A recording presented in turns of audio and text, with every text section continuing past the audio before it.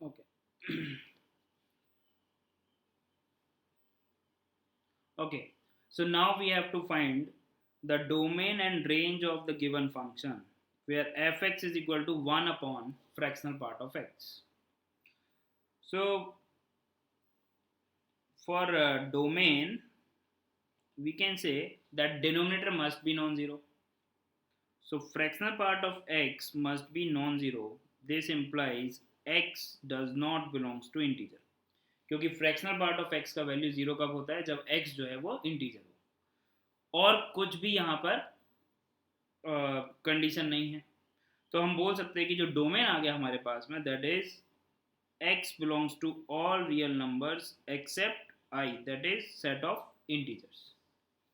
अगर हम रेंज की बात करें तो हमको पता है कि जो फ्रैक्शनल पार्ट ऑफ x है उसका रेंज बिलोंग करता है 0 से 1 में। लेकिन यहाँ पर जो फंक्शन गिवन है वो है हमारे पास में 1 upon fractional part of x। अब फ्रैक्शनल पार्ट ऑफ x जो है वो 0 कब होता है, when x belongs to integer, जब x का वैल्यू इंटीजर होता है। यहाँ पर x इंटीजर हो नहीं सकता है, पहले ही हमने यहाँ पर देख लिया, क्योंकि डिनोमिनेटर में 0 नहीं हो सकता। अगर x जो है वो इंटीजर नहीं हो सकता है, if x does not belongs to integer, this implies fractional part of x belongs to 0 to 1। अभी 0 वैल्यू वो नहीं ले पाएगा क्योंकि x जो है वो कैसा है, नॉन इंटीजर है। ये बात क्लियर है। तो 1 डिवाइडेड बाय समथिंग 0 to 1, तो आप देखो यहाँ पर हम बोल सकते हैं कि जब 1 जो है वो 0 की तरफ जा रहा है लेकिन पॉजिटिव साइड से, तो ये वैल्यू जाएगा इन्फिनिटी की तरफ। इन्फिनिटी की तरफ जाएगा, कभी इन्फिनिटी हो नहीं सकता है। और जब 1 अपॉन 1 आप लिखोगे तो वो तो वैल्यू क्या होगा, 1। हमने बेसिकली रेसिप्रोकल कर दिया। तो अगर फ्रैक्शनल पार्ट ऑफ x 0 से 1 जा रहा है तो 1 upon fractional part of x जो है वो जाएगा आपके पास में 1 से इन्फिनिटी की तरफ, एंड बोथ एंड जो है वो क्या होंगे, ओपन। तो हम यहाँ से बोल सकते हैं रेंज जो है वो आ गया हमारे पास में range of 1 upon fractional part of x, that is, अगर हम y से डिनोट करें, so y belongs to 1 to infinity, both end open. ठीक है। Now few important properties of greatest integer function and fractional part function। यहाँ पे क्या बोल रहे हैं हम कि अगर x जो है वो कोई नंबर है तो वो ग्रेटेस्ट इंटीजर ऑफ x से बड़ा या बराबर होगा और greatest integer of x plus 1 से छोटा होगा। अगर x खुद इंटीजर है, अगर x खुद इंटीजर होगा तो उसका ग्रेटेस्ट इंटीजर है x जो है वो x के बराबर हो सकता है। लेकिन ग्रेटेस्ट इंटीजर ऑफ x जो है वो क्या होगा, हमेशा x माइनस 1 से बड़ा होगा।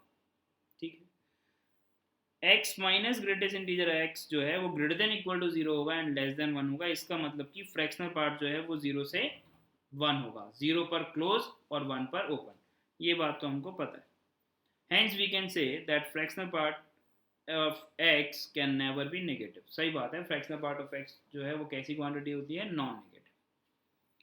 Now greatest integer of x plus m, if m belongs to integer तो हम उसको greatest integer of x plus m लिख सकते हैं। Let's say for example we have 14.25। अब अगर हम इसको 14 प्लस 0.25 ही लिखते हैं तो 14.25 का अगर आप ग्रेटेस्ट इंटीजर निकालोगे वो भी 14 आएगा, और इसको अगर आप 14 इंटीजर है तो उसको आपने बाहर कर दिया एंड ग्रेटेस्ट इंटीजर ऑफ 0.25 आप देखोगे तो वो 0 आएगा। तो यहाँ से भी वैल्यू कितना आ रहा है, 14 आ रहा है। तो बस इस बात का ध्यान रखना है कि इस m को हम बाहर निकाल सकते हैं प्रोवाइडेड m कैसा हो, इंटीजर हो तभी। और फ्रैक्शनल पार्ट के केस में अगर m इंटीजर है तो जैसे कि अगर हमको फ्रैक्शनल पार्ट निकालना है लेट्स से 2.3 का, ठीक है, तो इसका फ्रैक्शनल पार्ट क्या होगा, ऑब्वियसली 0.3 होगा। और अगर हम इसको लिखेंगे तो 2 प्लस 0.3 में आप देखो ये जो 2 है वो गायब हो जाएगा, तो इसको गायब कर दो आप, तो कितना आ जाएगा, fractional part of 0.3 is same as 0.3। I hope this is clear. तो अगर x प्लस एम का ग्रेटेस्ट इंटीजर लिखा हुआ है तो आप m को बाहर निकाल दो, और x अगर m इंटीजर है तो, और x प्लस x का आप ग्रेटेस्ट इंटीजर ले लो और उसमें वो इंटीजर वैल्यू ऐड कर दो। और अगर फ्रैक्शनल पार्ट में बात हो रही है तो fractional part of x plus m में अगर m इंटीजर है तो आप उसको हटा सकते हो, तो उसको हम डायरेक्टली क्या लिख देंगे, fractional part of x। Important है m इंटीजर होना चाहिए। x greatest integer of x plus greatest integer of minus x जो है वो जीरो होगा if x is an integer. Example के लिए अगर हमने x का वैल्यू 2 डाला तो ग्रेटेस्ट इंटीजर ऑफ 2 का value 2 and greatest integer of minus 2 का वैल्यू कितना, -2, दोनों को ऐड किया तो कितना आ गया, 0। अदरवाइज -1, अदरवाइज का मतलब कि when x does not belongs to integer. तो अगर हमने x का वैल्यू सपोज करो ले लिया 1.2, तो 1.2 का ग्रेटेस्ट इंटीजर क्या आ जाएगा आपके पास में, 1, एंड माइनस ऑफ 1.2 का ग्रेटेस्ट इंटीजर क्या आ जाएगा आपके पास में, माइनस ऑफ 1.2 जो है वो एक नंबर होगा -2 और -1 के बीच में, ग्रेटेस्ट इंटीजर होगा -2। सो -2 और +1 को जब आप ऐड करोगे तो वैल्यू क्या आएगा, -1। फ्रैक्शनल पार्ट ऑफ x के केस में जब x इंटीजर होगा तो fractional part of 2 is 0, fractional part of -2 is again 0, so 0 plus 0 is 0 when x is integer। लेकिन when x does not belongs to integer, उस case में suppose आपने x का वैल्यू ले लिया 2.3, तो 2.3 का फ्रैक्शनल पार्ट क्या होगा, 0.3, और माइनस ऑफ 2.3 का जो फ्रैक्शनल पार्ट है वो क्या होगा, माइनस ऑफ 3 प्लस 0.7। ठीक है ना, माइनस ऑफ 3 हमने इसका ग्रेटेस्ट इंटीजर लिख लिया। ठीक है, तो पॉइंट क्या आ जाएगा, 0.7, इसके बारे में हम कई बार बात कर चुके हैं। तो दोनों को अगर हम ऐड करेंगे तो क्या आ जाएगा, 1। ठीक, so these are the properties which are very important. ठीक है, now we have a question that we have to find the number of solution for fractional part of x is equal to greatest integer of x। तो अब आप देखो, इसको हम simply बोल सकते हैं कि जो राइट हैंड साइड में हमारे पास में लिखा हुआ है वो तो एक इंटीजर है, और लेफ्ट हैंड साइड में हमको पता है कि फ्रैक्शनल पार्ट ऑफ x जो है वो बिलोंग करेगा 0 से 1 में हमेशा। तो ये दोनों बराबर तभी हो सकते हैं जब दोनों इंटीजर हो जाए, और फ्रैक्शनल पार्ट ऑफ x 0 से 1 में कब इंटीजर होगा, इसका एक ही इंटीजर वैल्यू होगा कब, जब फ्रैक्शनल पार्ट ऑफ x जो है वो 0 हो जाए। अब फ्रैक्शनल पार्ट ऑफ x 0 होने के लिए अगर हम बोलें कि अगर हम इसके ग्राफ की बात करें सपोज करो, तो फ्रैक्शनल पार्ट ऑफ x का ग्राफ आपको पता है, फ्रैक्शनल पार्ट ऑफ x का ग्राफ बना लेते हैं। ठीक है, ये आ गया आपके पास में y is equal to x, ये आ गया आपके पास में y is equal to x minus 1, x minus 2, इस तरह से चलता जाएगा, और ये यहाँ पर क्लोज कर दो आप। ठीक है, ये तो हमेशा कहाँ लाई करेगा, 0 से, हमेशा कहाँ लाई करेगा, 0 से 1 के बीच में। अब आप देखो, अगर हम यहीं पर ग्रेटेस्ट इंटीजर ऑफ x का ग्राफ ड्रॉ करें तो देखो 0 से 1 के बीच में ग्रेटेस्ट इंटीजर x क्या होगा, 0 पर 0, और 1 पर क्या हो जाएगा, ओपन, क्योंकि 1 पर उसकी वैल्यू क्या हो जाएगी, 1 के बराबर, यहाँ पर इसी पर ये, और फिर ये यहाँ तक जाएगा, ये 1 हो गया। 2 पर वैल्यू जो है वो 2 के बराबर होगी, इस तरह से। तो पीछे की तरफ हम इसलिए नहीं बना रहे हैं क्योंकि यहाँ पर जैसे ही x नेगेटिव होगा तो ग्रेटेस्ट इंटीजर तो नेगेटिव वैल्यू लेने लगेगा, लेकिन फ्रैक्शनल पार्ट ऑफ x तो हमेशा क्या है, पॉजिटिव है, तो नेगेटिव तरफ देखने की जरूरत नहीं है। अब हम यहाँ से क्लियरली देख पा रहे हैं कि यहाँ पर केवल और केवल एक ही पॉइंट ऑफ इंटरसेक्शन है, that is 0। So only answer we have is x is equal to 0। x is equal to 0 पर ही ये दोनों जो है बराबर होंगे, जहाँ पर फ्रैक्शनल पार्ट ऑफ x जो है वो ग्रेटेस्ट इंटीजर ऑफ x के बराबर होगा, that is the only solution. x is equal to, ठीक है। Now we have to evaluate domain of function, और बहुत सारे फंक्शन यहाँ पर हैं और उन सब का सम लिखा हुआ है। इसका मतलब कि इन सारों के अगर डोमेन मैं मान लूँ, लेट्स से इसका डोमेन अगर हम मान लें D1, ये जो फंक्शन है इसका डोमेन अगर हम मान लें D2, इस वाले फंक्शन का डोमेन मान लें D3 और इसका डोमेन मान लें अगर हम D4, जब हम इंटरसेक्शन लेंगे तो हमको फाइनल आंसर मिल जाएगा, ठीक है। तो जो D1 के लिए अगर हम बात करें, फॉर D1 फर्स्ट वाला जो है 1 upon greatest integer of x, तो greatest integer of x must be non zero क्योंकि डिनोमिनेटर में है। इसका मतलब कि x does not belongs to 0 to 1।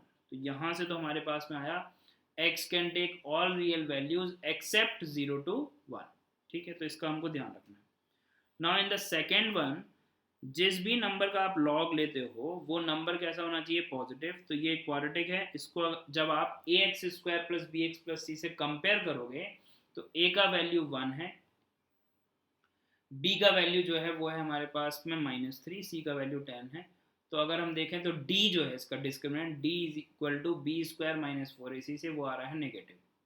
तो a पॉजिटिव है, d नेगेटिव है, मतलब कि ये जो पैराबोला है ये है माउथ ओपनिंग अपवर्ड, ना तो कभी टच करेगा एक्स एक्सिस को ना ही कभी कट करेगा, मतलब कि ये तो आर्गुमेंट में जो नंबर है वो तो पॉजिटिव है। अब बेस की अगर हम बात करें तो 1 minus fractional part of x, ये हम d2 के लिए कैलकुलेशन कर रहे हैं, तो आर्गुमेंट में से तो कोई दिक्कत नहीं है, वो x बिलोंग्स टू r के लिए ट्रू है, वो पॉजिटिव है। अब when x 1 minus fractional part of x जो है वो ग्रेटर देन 0 होना चाहिए एंड नॉट इक्वल टू 1 होना चाहिए। तो 1 minus fractional part of x का मतलब हो गया fractional part of x less than 1, ये तो होता ही है। And 1 minus fractional part of x, this should not be equal to 1, ठीक है। तो यहाँ से हम बोल सकते हैं कि fractional part of x can not be 0। अब fractional part of x can not be 0 when x does not belongs to integer. ऐसा तब होगा जब x इंटीजर ना हो। जैसे ही आप x का वैल्यू इंटीजर रखोगे ये 0 हो जाएगा और लॉग का बेस क्या बन जाएगा, 1, which is not defined. So this is the important finding we have from D2 कि x can not be integer, x integer नहीं हो सकता है, ठीक है। Okay, in third one 2 minus mod of x जो है वो होना चाहिए आपके पास में ग्रेटर देन 0, इक्वल टू नहीं आएगा क्योंकि डिनोमिनेटर में है। तो यहाँ से मॉड ऑफ x आ गया आपके पास में less than 2, this implies x belongs to -2 से 2, ठीक है। ये आ गया आपके पास में D3। D4 की अगर हम बात करें तो sec ऑफ sin x लिखा हुआ है, sin x का जो रेंज है वो हमको पता है -1 से 1 होता है, -1 से 1 ये रेडियन है।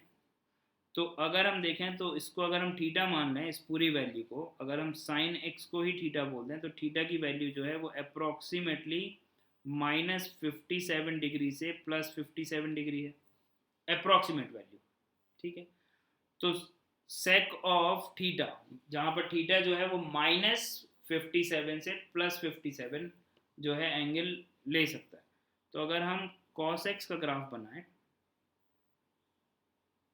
-π/2 से π/2 इतना ही ग्राफ बनाना है, तो sec x को आप इन्वर्ट कर दो तो ये आ गया हमारे पास में sec x का ग्राफ। अब हम क्लियरली देख पा रहे हैं कि -57 डिग्री से +57 डिग्री तक sec x का जो ग्राफ है उसका जो वैल्यू है वो 1 से ज़्यादा ही है, बेसिकली पॉजिटिव है। तो ये क्वांटिटी जो है वो क्या है, ऑलवेज पॉजिटिव, ठीक है, ये हमेशा ही पॉजिटिव है। तो यहाँ से तो डोमेन जो है वो क्या आ रहा है, x बिलोंग्स टू r, तो यहाँ से तो कोई प्रॉब्लम नहीं है। तो D4 आ गया आपके पास में x बिलोंग्स टू r, ठीक है। अब इन सब का अगर हम इंटरसेक्शन लें तो इंटरसेक्शन लेने में आप देखो यहाँ से इंटीजर नहीं होना चाहिए और यहाँ पर जो है x जो है वो 0 से 1 नहीं होना चाहिए, ठीक है। बाकी तो और कोई दिक्कत नहीं है। तो -2 से 2 पर ओपन है, उसमें से 0 पर क्लोज और 1 पर ओपन, तो इंटीजर नहीं हो सकता है, तो -1 पर भी ओपन, 0 पर भी अब आप ओपन कर दो क्योंकि इंटीजर नहीं हो सकता है, तो -1 पर ओपन, 0 पर ओपन, 1 पर ओपन और 2 पर ओपन। तो अब हमारे पास में जो आंसर आ गया, क्योंकि x 0 से 1 होना नहीं चाहिए, तो ये तो आप पहले ही हटा दो, ये वाला पार्ट नहीं होना चाहिए, ठीक है। तो -2 से 2 में ये वाला पार्ट हमने हटा दिया। अब हमारे पास में क्या आ रहा है, -2 से -1 यूनियन, ये तो हो नहीं सकता है, तो -2 से -1 यूनियन -1 से 0 यूनियन 1 से 2। तो ये आ गया हमारे पास में answer, by taking care of all the domains, ठीक है। Okay, now in the next question we have to find the domain of the given function। यहाँ पे अगर आप ऑब्जर्व करो, वापस से वैसी ही बात है, इसका अगर डोमेन D1 है, इसका डोमेन लेट से D2 है, इसका डोमेन जो है वो लेट से D3 है, तो हम बोल सकते हैं कि इनको अलग अलग डिफाइन कर लेते हैं। तो सबसे पहले अगर हम ऑब्जर्व करें तो ln ऑफ x में ये तो हमेशा जो है वो 0 से 1 होता है, तो अगर ये 0 हो गया तो ln डिफाइन नहीं होगा, मतलब कि x can not be integer, ये तो एक बात यहाँ से निकल आई। अब देखो आप कि ये जो नंबर है, ये कोई भी नंबर है, इसके बाहर तो क्या लगा हुआ है, फ्रैक्शनल पार्ट, तो इसका जो आंसर है वो क्या होगा, हमेशा 0 से 1 के बीच में, और 0 से 1 के बीच में अगर कोई भी नंबर है और उसके ऊपर लगा हुआ है आपके पास में ग्रेटेस्ट इंटीजर फंक्शन, तो वो वैल्यू तो क्या हो गई, 0। तो जो फर्स्ट पार्ट है वो तो 0 लिखा हुआ है, बेसिकली आपके पास में जो fx लिखा हुआ है वो लिखा हुआ है 0 plus √ this plus ln of 7 by का होल पावर -1, इस तरह से। लेकिन ये 0 जो है वो डायरेक्ट 0 नहीं है, ये क्या है, बोल के क्या है, जब x नॉन इंटीजर होगा तभी ये 0 है, मतलब उसको आपको पहले डिफाइन करना पड़ेगा, ठीक है। तो डोमेन फाइंड करते समय हम पहले सिंप्लीफिकेशन नहीं करते, ठीक है, जिस फॉर्मेट में क्वेश्चन गिवन है उसी को अपन सॉल्व करते हैं, फिर जो कंडीशन आती है उसके बाद हम उसको मॉडिफाई करते हैं एक्स की वैल्यूज़ को ध्यान में रखते हुए। तो अब हमारे पास में क्वेश्चन है when x does not belongs to integer fx is equal to, लिख ही लेते हैं इसको, 7x - 5 - 2x²। तो इसका डोमेन D2 है, इसका डोमेन D3 है, ठीक है। तो अब हमको मिल गया कि D2 जो है वो डिफाइंड होने के लिए -2x² must be greater than equal to 0, minus से अगर हम मल्टीप्लाई करेंगे so 2x² - 7x + 5 is less than equal to 0। इसके अगर हम फैक्टर करें तो आप देखो यहाँ से 2x² - 2x - 5x + 5 less than equal to 0, we can take 2x common, so what we are getting is x - 1, again taking -5 common, what we are getting is x - 1 less than equal to 0. So from here we are getting x belongs to 1 से 5/2 close interval. So this is D2. Second, now third one is 1 upon ln of 7/2 minus x, ठीक है। So for domain we can say 7/2 minus x must be greater than 0, so x is smaller than 7/2, but denominator में है, so ln of 7/2 minus x, ये जो है this cannot be equal to 0, इसका मतलब हुआ 7/2 minus x cannot be equal to 1, इसका मतलब हुआ x can not be equal to 7/2 - 1, that is 5। यहाँ से आगे हमारे पास में x जो है वो 7/2 से छोटा और 5/2 नहीं हो सकता है, तो यहाँ से आगे आपके पास में x बिलोंग्स टू -∞ से 7/2 ओपन एक्सेप्ट 5/2, ठीक है। और इंटीजर पहले नहीं हो सकता था, x is less than 7/2 except 5/2, ऐसे लिख लेते हैं इसको। ये हो गया हमारे पास में थर्ड। अब अगर हम इन तीनों का इंटरसेक्शन लें तो आप देखो यहाँ पर लिख लेते हैं 7/2 से छोटा ओपन, और 5/2 नहीं हो सकता है, इस पर भी ओपन, और 1 से 5/2, 1 से 5/2 पर क्लोज, ठीक है।